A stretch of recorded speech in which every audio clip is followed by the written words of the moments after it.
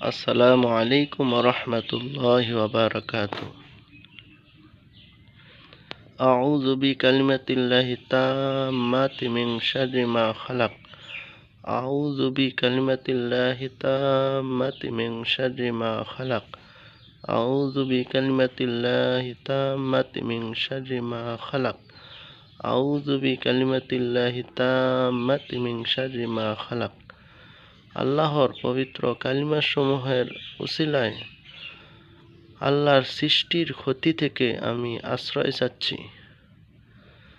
আউযু বিকালিমাতিল্লাহি তাম্মাতি মিন শাররি মা খালাক।